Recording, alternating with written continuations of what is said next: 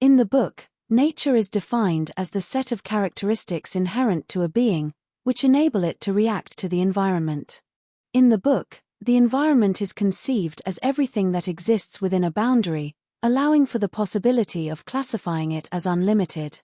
Thus, everything that makes up the environment can be considered the whole of that context. The supreme whole, or ultimate whole, corresponds to the totality that makes up the unlimited environment.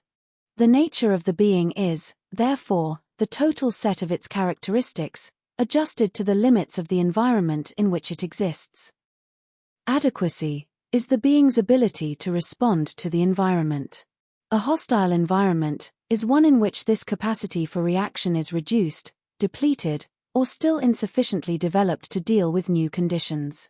Thus, the being's capacity is consumed by the environment it is embedded in. The universe can be defined as an unlimited environment, or as a space that houses all existing environments. The universe can be understood as a system that consumes itself. However, for this to occur, it must generate elements that can be consumed. In this way, the universe simultaneously acts as both generator and consumer of its own existence. The duration of each element's role depends on the adequacy and inadequacy of the being, that is, the time required for its development in the environment. This perspective allows for a reduction of the concepts of time and space, for a better understanding of what is called existence.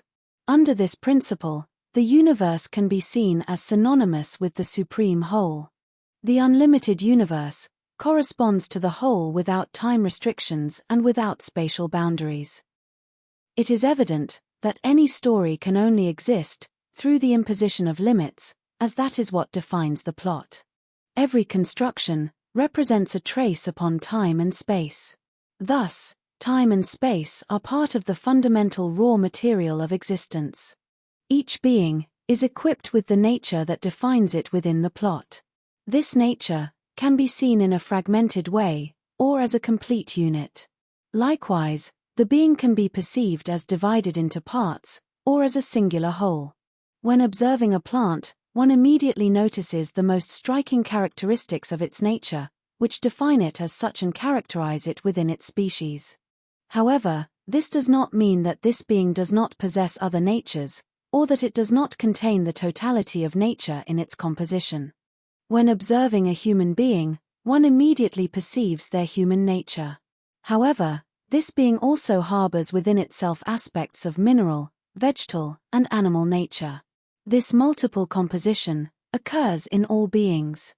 The predominance of characteristics that identify a being, at first glance, does not exclude the other natures that coexist within it. From the whole emerge the parts that compose it, and within them the whole is present. If the whole is in each part, then each part contains the essence that defines the whole. Transcendental nature manifests to highlight the existence of consciousness.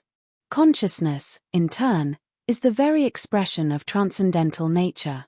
It is thanks to transcendental nature that transcendence manifests. Transcendence enables the being to understand the limits imposed by the whole and to go beyond them. To transcend these limits means to surpass the imposition of the whole and, consequently, to reach an existence beyond the whole itself. The real, unlimited, and eternal power of the being becomes evident here.